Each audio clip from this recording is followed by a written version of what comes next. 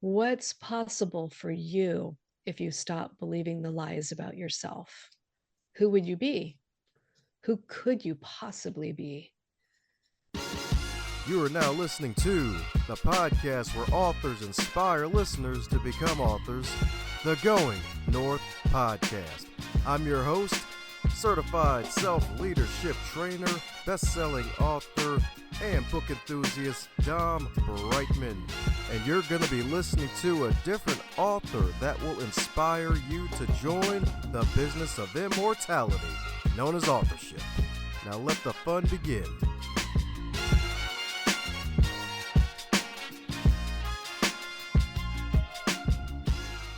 Today's episode is sponsored by both books, Going North, Tips and Techniques to Advance Yourself, and the follow-up bestseller, Stay the Course, The Elite Performer's 7 Secret Keys to Sustainable Success. Head over to Amazon.com, pick up both books. They are available in a trifecta of paperback, audio, and ebook. Cop all three of both and be on the lookout for another book from yours truly to help podcasters succeed. Now let's get on with today's episode. And today on the highlight reel builder for authors known as GMP, the Great, Glorious, and Glamorous, is the Going North Podcast. We got another super special, awesome human for you today, courtesy of one of the best websites on the planet right now, known as podmatch.com, the wonderful site where podcast guests get to connect with podcast hosts, and if they're cool, they're freaking in. And today's guest is cooler than two cucumbers indeed, because she's a fellow believer in the build, baby. That's right. Today she's a fellow believer, and not only that, she's a two-time award-winning author, fellows, wonderful podcast host indeed, and she's a keynote speaker and a faith-based confidence coach, as well as a self-worth expert. So let's give it up for the S and the H, the sensational and heavenly, the fabulous Sharon Hughes. How you doing today, Sharon? Oh, Dom, you are crushing it today. You are so much fun. Thank you for having me on your show. Oh, my pleasure indeed. Sorry, indeed. It's a long time coming, like two wiener dogs. And I know dogs are your favorites. So that means that's a lot of petting going on. Uh-oh. He's going to reveal all my secrets on this show. Now save some. Save some. Don't worry. Victoria's for a different podcast. It's okay. What am I going to say about wiener dogs and wonderful, should I say, references to other things, even though I'm probably going to be referencing other things. It's all about the sensational Sharon. So my goodness, as with all introductions, they're not allowed to be 17 hours, 193 years long. They're probably only covered, I don't know, 3 minutes. So I'm filling in any cavities I may have missed about you since it's your first time here. How did I become who I am today? Oh, gosh. Blood, sweat, and tears, lots of tears, a lot of work, a lot of hard work. Grace from the big man upstairs. He never gives up on us. We give up on us. So just plug that in for your listeners. Don't give up. Keep showing up because you matter and you deserve good things. You deserve to be seen, heard, loved, known. And I was in pursuit of a lot of those things because I grew up with a big suitcase full of crazy hot mess, and I broke wide open. And here I am. It's been an interesting ride. I hear you had to go through some metaphorical acid and somehow keep your skin all the way going up to the mountains. That's how crazy the ride was, if I'm not mistaken. Oh, yeah. Yeah, you're absolutely right. Absolutely right. Yeah, if I'm not mistaken, it was a kidnapping. Yeah, well, there was that. Yeah, parental abduction. A lot of people I don't think that they realize how traumatizing that is. They think, well, your parent took you. It couldn't be that bad, your parent. But it's kind of interesting. So since we're starting there, Dom, we'll just start smack in the middle and we'll work our way around. But yeah, when I was 7, my dad abducted me out a window, drove me across the country back to California. And I didn't see my mom for 7 years. And it's really interesting is because he saved me from one abusive situation, which was a stepbrother that was pretty vile. But my dad was actually a high functioning alcoholic. So, not a particularly healthy individual. So, I went from one abusive situation into another. And, when you're a kid, you just don't know. You don't know what's going on, and you just do everything you can to survive. So, that's what I did. Ah, that's what I'm talking about indeed. Gotta survive indeed. Gotta survive indeed. Cause yeah, I can imagine like so remember how long the trip was? Cause I'm pretty sure it's at least a day and a half, and there probably wasn't much stopping, so he could keep up speed to keep you out of the state. Yeah. Yeah, I don't have a lot of memory of how long that took because that was, like a lifetime ago. I'm a little bit older than you. Just a few minutes older than you. But I remember we got pulled over the night that I was taken, and I remember my dad telling me, "Act like you're asleep." I was in the back seat of the car, and he had, papers from some judge in California, and he was let go. They didn't pull over, like, do the search the car thing, go to the station, or any of that kind of stuff. So, yeah, that was pretty wild. Ah, wild indeed, definitely wild indeed. And I heard the wildness didn't stop. Told you that. Yeah, the wildness didn't stop. It went on and on. A lot of different abusers in my life. Now I think everybody that's on social media has a pretty good idea about grooming and trafficking and things like that. And it's interesting to be an adult, and all my kids are grown. But to look back and think how when I was young, there were people in my life abusing me, and it was a level of grooming so they could get away with what they wanted to get away with. It's pretty crazy. Yeah, definitely crazy indeed. It's definitely crazy, and that's probably one of the good things about social media is like you get to bring things to the light because it's like a lot of stuff was just behind closed doors, and it's like, well, yeah, they're behind closed doors still, but folks will Yeah, really out those stories. yeah. Yeah, and there's so many people now really working hard to bring those situations to light, helplines, support groups, different things, rescue teams to help recover the lost. It's I'm really grateful for that. It's pretty horrific what some people go through because a lot of people hear my story and they're just like, how did you make it through that? And I think, guy, like I said, you just don't know better when you're a kid and you're just trying to survive. I think I made it through because of the grace of God, but my one of my stepsisters, I think she went through things that were far worse than what I went through. And I think, I look at her and think, well, how did you make it through? I mean, we always ask that of other people. How did you get through this? You know, the human spirit is really strong. It's amazing what we can endure. And for people out there listening that you've had your heart broken and you've been crushed, you're getting set up for a comeback. Just keep, like I said before, just keep showing up. You're getting set up for a comeback. You're not done. It's not over for you. That's right indeed. Don't turn your back. It's just a comeback, y'all. That's right indeed. That's right indeed. That's a comeback indeed.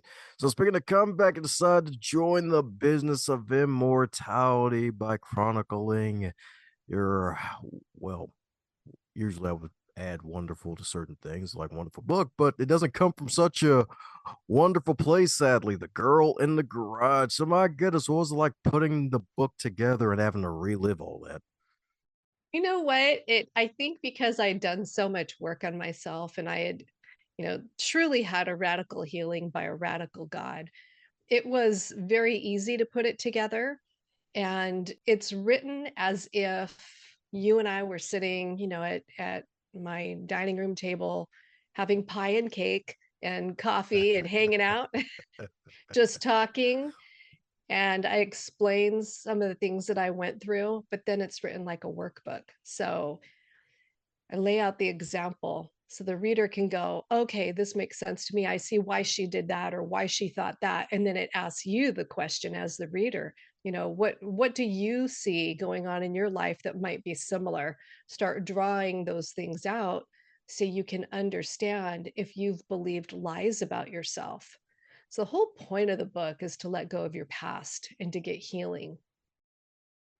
Yeah, definitely indeed. Because funny enough, even though probably considering some of the content of the book, it wouldn't make any sense. But it's like when you think of a garage, you always think the classic entrepreneurial stories. It's like, oh yeah, all these businesses were built in a garage, and it's like, well, there's a business in this garage, but it's not the particular type you would want to go through. And a lot of folks have sadly gone through it indeed. So, what was the healing process like, especially being a mom raising kids until they're grown, too? I'm pretty sure there might have been some times where you probably were extra protective over your kids, too, on top of that. It's kind of funny when I had my book launch party, 2 of my 3 kids were there and people were asking questions kind of like that. And they asked, how did your kids respond? And I said, "Well, my kids are here, so let's ask them." And it was really funny. My kids were like, "We never had any idea of what mom really went through." They were like, "She told us she had a rough upbringing, but mom was the one that was like, running us to school in the minivan and, you know, packing peanut butter and jelly sandwiches and baking cookies and stuff like that." So they didn't really know. And I don't think that I was prepared to tell the story when they were younger because I went through such a long time of shoving it all down and, just not really knowing what to do with that information. But truly, the healing, it was very interesting. It was just a few years before I wrote the book. The healing journey had begun when I started doing personal development work and I had gotten certified as a life coach. So that was when we kind of like started to crack the case, so to speak. But there was one morning in particular, I woke up and I was praying and I was in a really bad place. And I was like, God, I am not going to make it through this. I was really, really at a super low point, just a lot of grief. Everything was coming back up to the surface. And he said to me, just as clear as you and I are talking, he said, "What are you believing about yourself?" And I just thought, "Are you kidding me? Like, you know this and this and this and this." And he said, "Is it true?" And it was like, whoa. I had never stopped to think about if any of the things I believed, any of the things that were said about me and about who I was, if it was true. I just, as a kid, accepted it. Older people, tell you who you are, dictate who you are, and just didn't doubt it. So that was something that was a big game changer. And that really became the foundation of the work that I do, the work in the book. And I took those questions into corporate training and got to test them out. And it was amazing the response because you've got people, in the corporate world, all different ages, walks of life. They all have a story. Like I had a guy start crying in the training. I was blown away. I was like, dang, I'm going to get fired. You can't make people cry in corporate training. But he came up to me after the training and he said to me, "I haven't talked to my family in 10 years and I'm going to call them tonight." He didn't tell me what had happened, but I thought, this is powerful. You've got maybe a coach that told you you're no good. You've got a teacher that said, you're not smart enough. Parents that yelled at you about this, that, and the other. A lover that walked out on you and said you're useless. You're nobody will ever love you. People say mean, cruel things, and when we let those things in and we don't weigh them and vet them, is there truth in this? They start to take root. And that's a really serious thing to allow to take root into your life. It will destroy you if you don't deal with it. There we go. That's right, indeed. Definitely got to make sure it doesn't take root, indeed. Don't let that mess become a giant willow tree. That's right, indeed. That means it's been in there for too long. That's right, indeed. It got too tall. Now it's giving shade, the bad shade. That's right, indeed. That social media ingrate type of shade. That's right, indeed. You don't want that.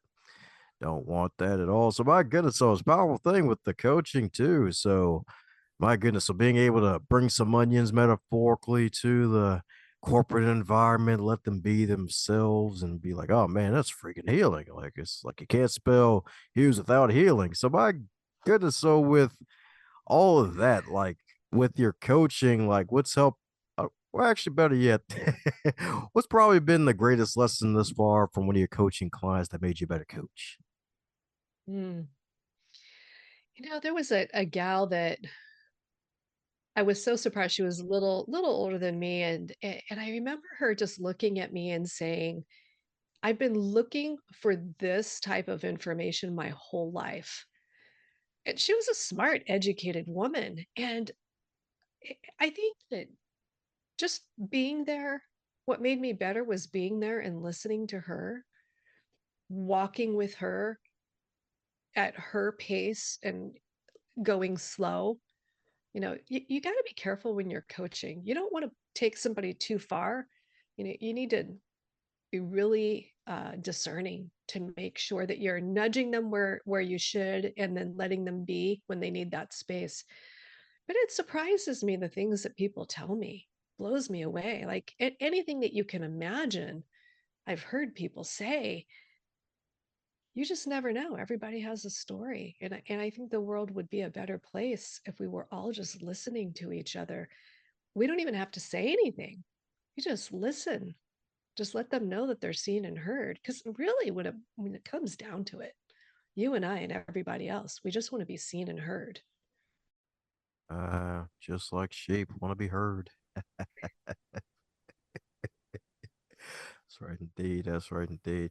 That's a beautiful thing too, because that reminds me of one of our past guests, one of the earlier ones. My God, yeah, I used to like to play on the cliches, like, "Hey, can't see the forest from the trees," and wrote a book called "I Can't See the Forest, All These Damn Trees in the Way." And it's kind of how the way kind of educated people are. It's like they're so stuck in that wonderful, not so wonderful forest of information where it's like sometimes you need somebody to give them that right catalyst to help them spark something in them. It's like, oh wow, this is the transformation I needed this whole time. That's the power of coaching right there. It's like you finally get to see the one tree you need to see. It's right indeed. You're not seeing Mhm. the whole forest anymore. Yeah. Yeah, exactly. That's exactly it. Yes, indeed. Yes, indeed. And she's helping folks to find your tree, metaphorically speaking. That's right, indeed. Sharon probably was like, I didn't know we were going to talk about trees today. Hey, you told me we are going to talk about pie earlier. So I'm here for dessert. I came for the dessert. That's what I'm talking about. Like some self-help books say, eat the dessert first. That's right, indeed. That's right, indeed. Life's too dang short. Shorter than a 1 foot tall brick wall, indeed. So, my goodness. So, speaking of dessert, how you come to know Christ? Oh my gosh. I don't think I can't, you know what? I can't even remember ever not believing in Jesus. Because I grew up in as crazy of an environment as I did. We said grace at the table, and sometimes we went to church. So it was a little bit confusing. And I was afraid of God because I thought God was like my earthly dad. And I was like, well, I like Jesus because Jesus died for me. So he must be really cool. Because I thought God was just like waiting for me to mess up so he could thump me. And it took a long time. I was probably in my probably early to mid 30s before I started thinking, okay, God's the heavenly Father. He's the one that the word says holds my tears in a bottle because they're precious to him. I was like, okay, he's got to be okay. So I'm talking about indeed good old realizations as the good old time passes. That's right, indeed. Even though it sometimes gets passed faster than a blunt. That's right, indeed. That's right, indeed. And then time bluntly hits you over the head with the realization, oh, this is not the wonderful teenage years anymore. It's like, oh God, you're 30. It's like, oh no. Well, there's a few more decades added on there now, so we won't talk about that though. But you said you're a few minutes older than me, and if you're dyslexic, that'll make you like 14.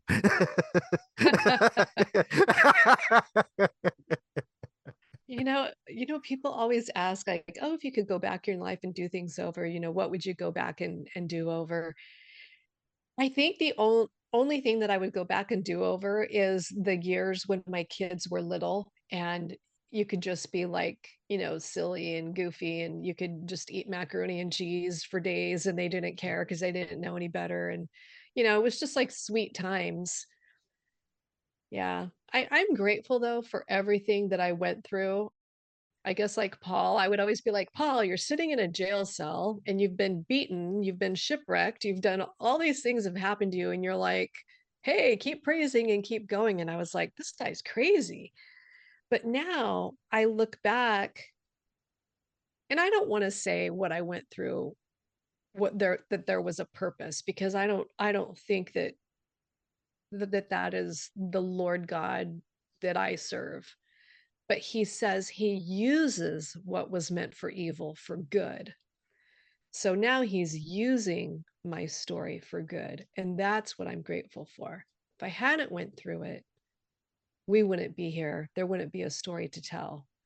And I think there's a lot of women and there's some men, but my story is really geared more for women.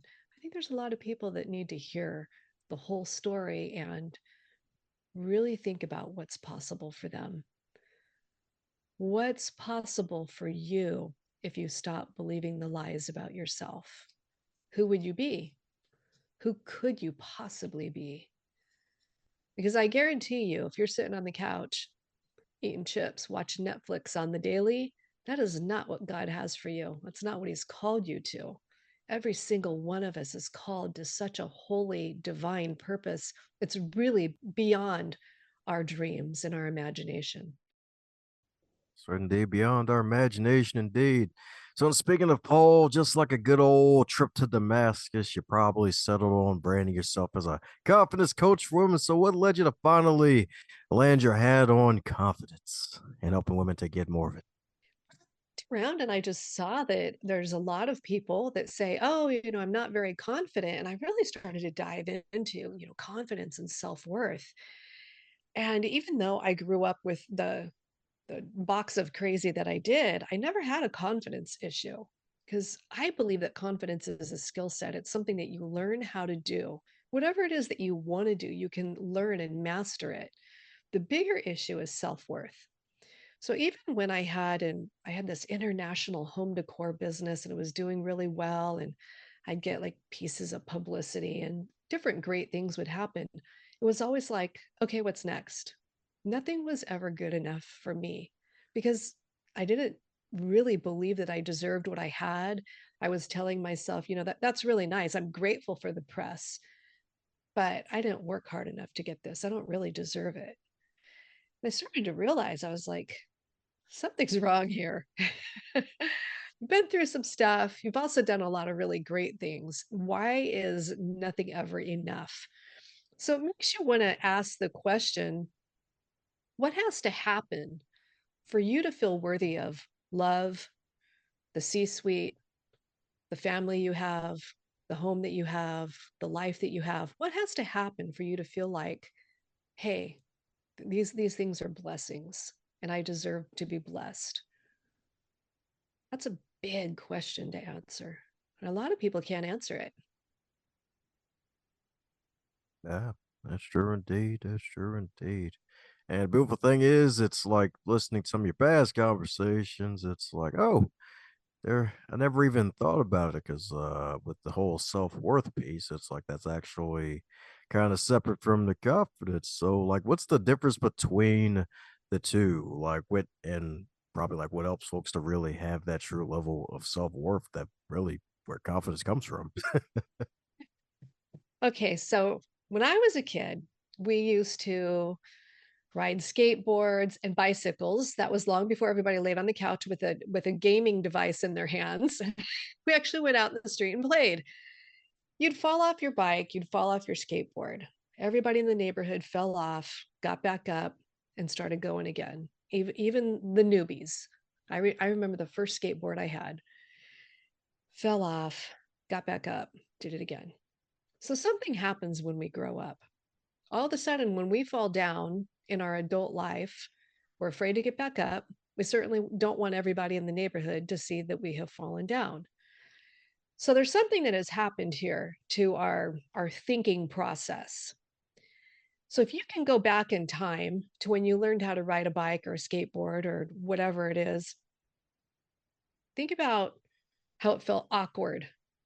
It was uncomfortable. You were like, man, I'm going to fall. I'm probably going to eat it. I might get busted up. Neighbor kid fell off, lost a tooth. Oh, I don't want to lose a tooth, whatever it is. Okay. But you mastered it. And now you can be your bad self, riding the bicycle, without holding on to the handlebars, and you've got your balance. You found your balance. It's different. See, that's a skill set. You learned how to do it. You mastered being afraid and intimidated because you kept showing up and you kept trying because everybody else around you was doing it, right? You could see the outcome there. So the difference is with self-worth is when you think you don't deserve something. So the coach told you you're no good. You're not going to make the cut. You're not training hard enough or whatever it is. And it hurt you so deeply because maybe somebody else had told you that you weren't good enough that you started to believe that. So now, even though you go out and you close deals in the C suite, maybe you're a sales rep, you're crushing it, you're in that 6 or 7 figure club, you go home to an empty house because your family's left, or your wife is left, or maybe you never even got married and had kids because there's something inside you that keeps telling you you're not worthy, you're not good enough. So it's very interesting, and I know people like this. They've got the skill set to crush it in the boardroom to close the deal. That's a skill. I'm confident to do that. I don't feel good enough about myself, and I don't believe that I deserve to be loved. It's completely different. So with personal development, when you develop yourself, it's going to bleed into your professional life. But when you do professional development, you've got certifications, degrees, lots of letters behind your name. That doesn't mean that you are personally developed because you can still be crushing it. You can come home, your family's not talking to you, and you have no idea what to do. Because you need to do some work on yourself. You need to get some help so that you can crush it when you're at home. So that's really how I see the difference, and that's how I teach the difference. So I have steps to build up the confidence, and then steps to also heal the self-worth. So one is building, the other one's healing. Ah, there we go. That's right indeed. Because most folks don't even mention that. It's like, oh wow, like the light has been shown again. It's shining brightly. There's a major difference, y'all. That's right indeed. Because one's a skill. That's right indeed. You don't have to see everything as a hammer, as the old cliche is. That's right indeed. Not everything's a nail. That's right indeed. Sometimes you need a Phillips screwdriver in this case. That's right indeed. Got to go deep inside. Realize, hey, you're freaking worth it. You got to be better than L'Oreal, dang gummit. That's right indeed. That's right, what he said. That's right indeed. That's right indeed. That's right indeed. So my goodness, what excited about for the future for the remainder of 2023. Well, I'm just excited just to keep doing what I'm doing and helping more people and being on great shows like yours, meeting wonderful, beautiful people like you, and just telling people like how much they matter. Like that's seriously what lights me up. That's why I get out of bed every day is I want people to know how valuable they are. So I'm excited to see what happens with the rest of the year. Let's see how many people we can wake up to the fact that they're pretty amazing. That's right indeed. Sharon's got a jack in the box and she's bringing it towards you, y'all. That's right indeed. She's gonna wake you up. That's right indeed. That's right, indeed. That's right, indeed. I can't be as uh, smooth as you. You're smooth, buddy. some call me butter. Oh, he's smooth like butter. Yes. Yes. And so for the folks listening, you don't know this, but we can see each other. We're on Zoom and he's just chill. He's just chill. That's right indeed. Gotta be chill without the pills, you know. Amen to that. That's right indeed. That's right indeed. Indeed. So my goodness, so since you've been on so many interviews on both sides of the microphone, is there a question that you wish folks would ask you more often when you're on the guest side of the game? Good question. Huh, I've never thought about that. I can't think of a question. Do you have a question? Well, I guess if she ain't got a question, I was ask you the fun question. So if your Okay. wonderful book, The Girl in the Garage, if it were a food, what would it be and why? It would be one of those enchilada casseroles because they're kind of messy and they're spicy, but they're so good. There you go. Can't spell girl in garage without good. That's right indeed. That's right indeed. That's right indeed. That's right indeed. That's right indeed. Painful stories, but they inspire. That's right indeed. That's right indeed. Diamonds out of coal. You love to see it. That's right indeed. Especially when the coal gets thrown on the grill, if you have to.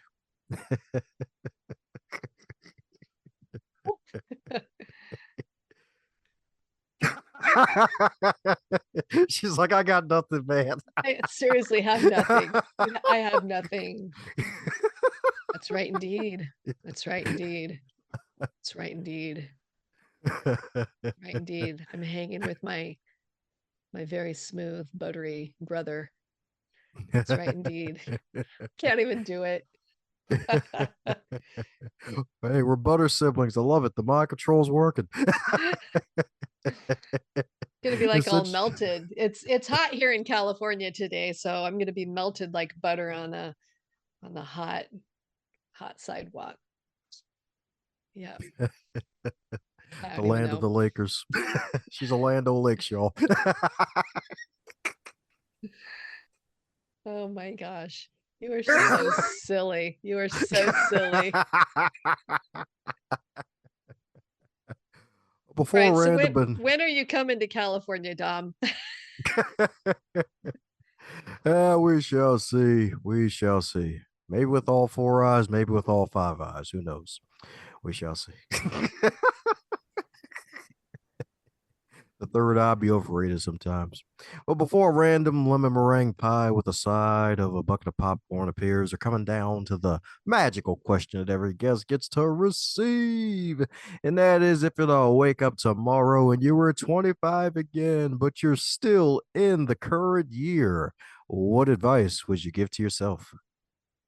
Oh my gosh. The advice would be don't marry that guy. Stay in school. Yeah, that would be the two things. Don't marry that guy and stay in school. Yep. There you go. She's probably going for that doctorate. That's right, indeed. That's right. Are we going to be calling you Dr. Sharon in the future then? You know what's really funny is so I went back to college. I was about 27, 28 in there. And craziest thing was I had made it on the dean's list. I was just going to junior college and it scared me. I was invited to come and they did a little ceremony. You get your little fancy paper and anyway, people give speeches. And I was just so scared because I was like, I don't think I can do this again. And I actually quit college because of that, because I was still in that mindset that that had suddenly set the bar so high for me that I couldn't keep performing at that level. And you look back and you go, man, you should have just stayed and finished, just go for the degree. Who cares? But that was my mindset at the time. Yeah, I regret it. Hey, well, the good news is you're still young, and there's like folks with 80 years old getting college degrees now. You got certifications under your belt, so you can always go back and finish if you so choose. That's right, indeed. That's right, indeed. There we go. Now you're going to be saying that's right, indeed, to unsuspecting strangers, and they have You no have idea no what's going on. idea. I'm going to be saying that in the grocery store. I, I'm going to message you. Be like, guess what I just said? It's right, indeed. Right, indeed. My brother Dom, that's as smooth as butter. He says that's right indeed. That's right indeed from Butter Sister Sharon.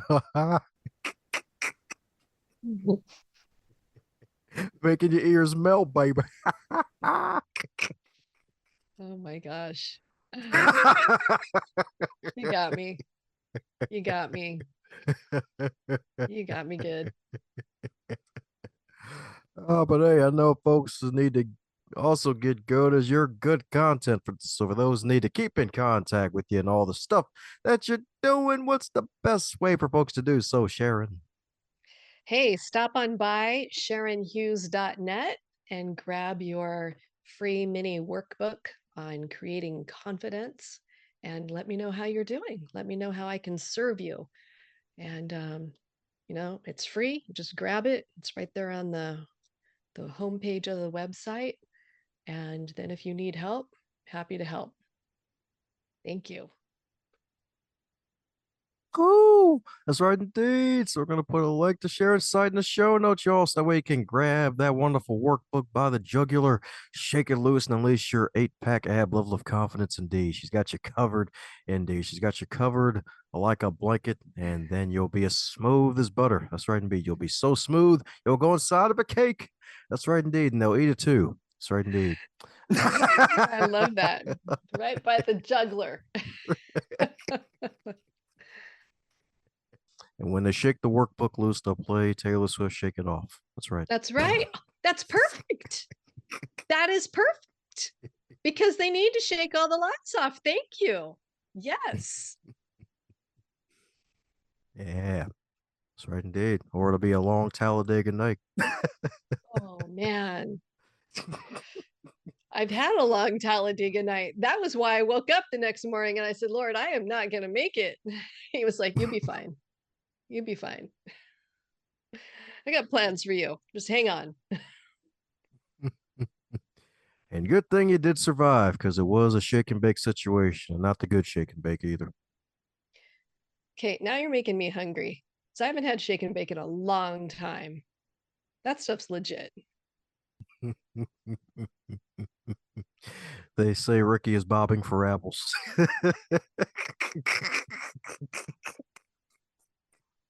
Where are the apple of someone's eye? So my goodness, before any more random rabbit holes appear for me to jump in to turn into puns. Any parting words before we close up shop, Sharon? You owe me a lemon pie, buddy. I'm just going to leave you with that. If you're hearing this part of the episode, that means you're one cool individual. Thanks a bunch for tuning in, and if you enjoyed what you heard, be sure to share it with at least one other person in your network. Bonus points for 3. And be sure to check out the backlog too while you're at it, because there are hundreds of wonderful episodes to choose from as well.